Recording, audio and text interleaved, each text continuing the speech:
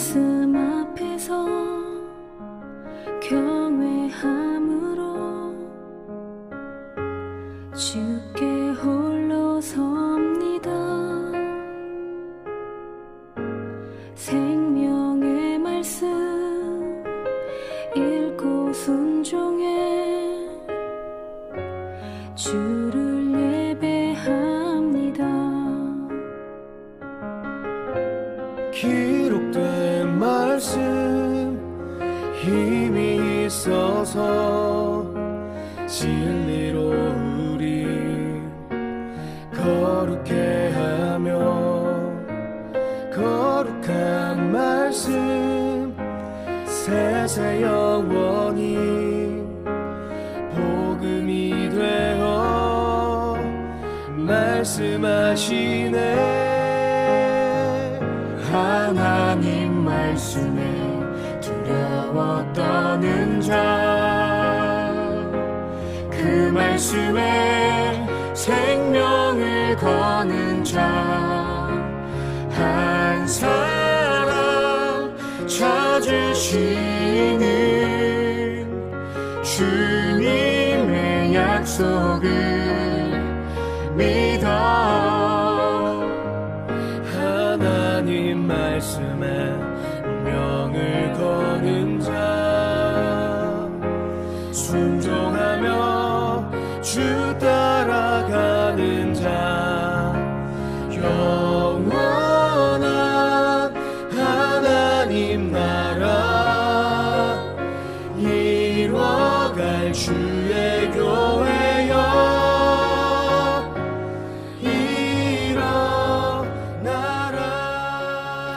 성도 여러분, 8월 19일 수요일 아침 묵상의 시간입니다.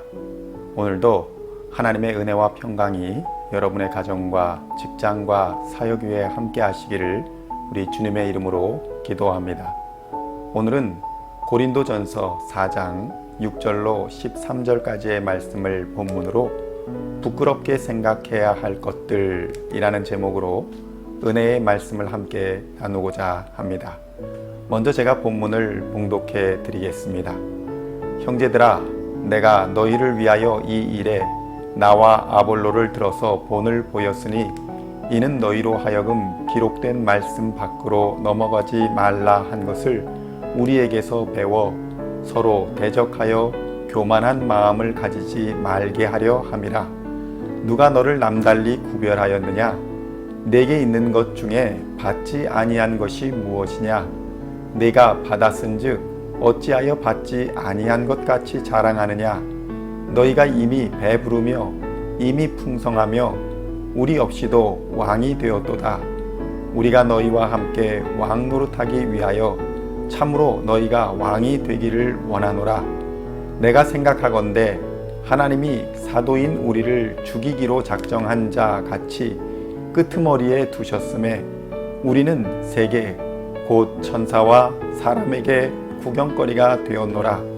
우리는 그리스도 때문에 어리석으나 너희는 그리스도 안에서 지혜롭고 우리는 약하나 너희는 강하고 너희는 존귀하나 우리는 비천하여 바로 이 시각까지 우리가 줄이고 목마르며 헐벗고 매맞으며 정처가 없고 또 수고하여 친히 손으로 일을 하며 모욕을 당한즉 축복하고 박해를 받은즉 참고 비방을 받은즉 권면하니 우리가 지금까지 세상에 더러운 것과 만물의 찌꺼기 같이 되었도다. 아멘.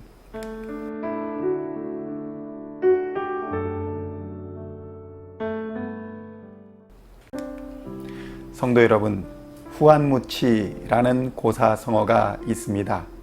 얼굴 가죽이 두꺼워 부끄러움을 모른다 라는 뜻입니다.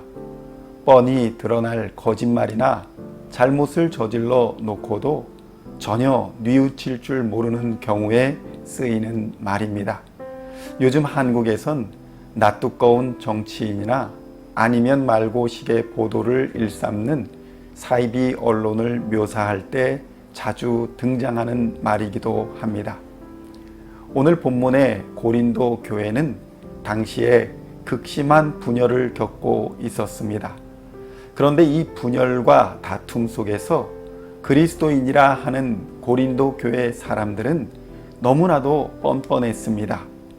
바울은 이런 교회의 분열과 다툼을 보면서 안타까운 마음으로 고린도 교회에 편지를 하게 되는 것입니다. 바울은 이 모든 분열과 다툼의 원인이 고린도 교인들의 영적인 교만 때문이라고 보았습니다.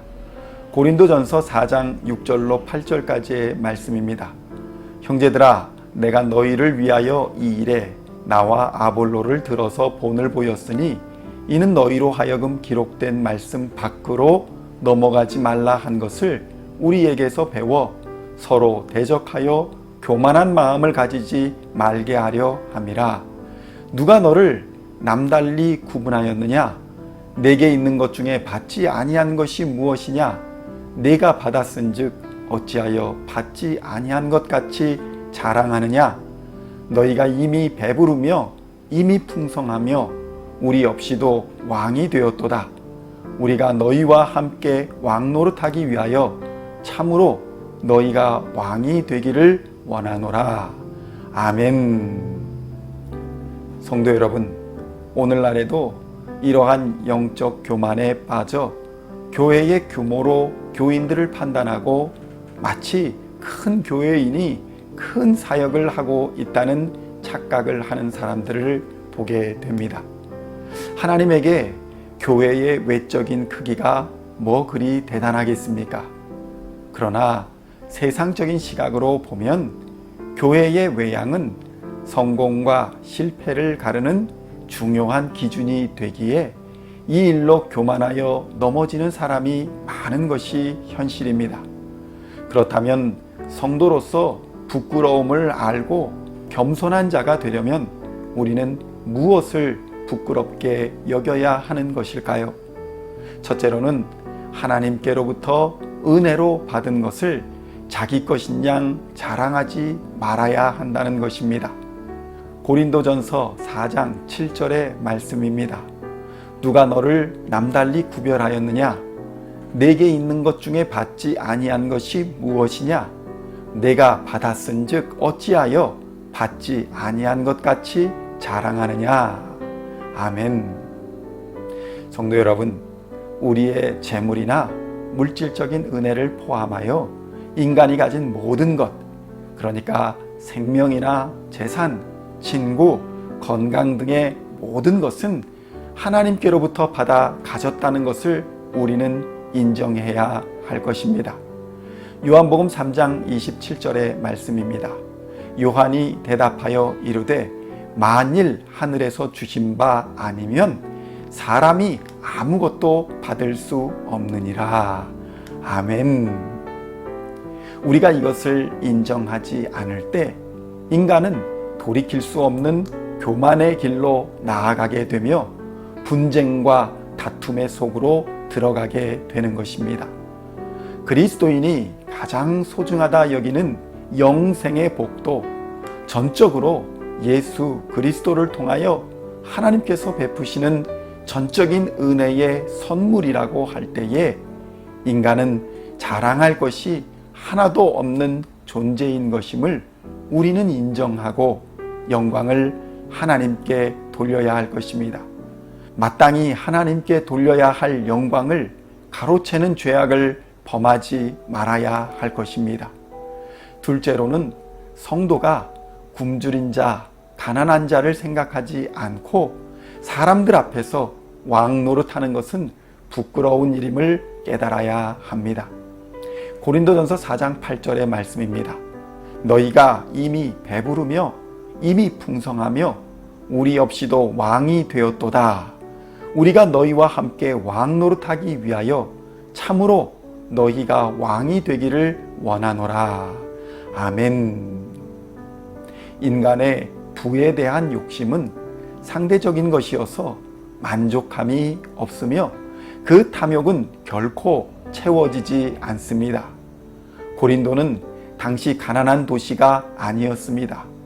경제적으로 번영한 도시였습니다.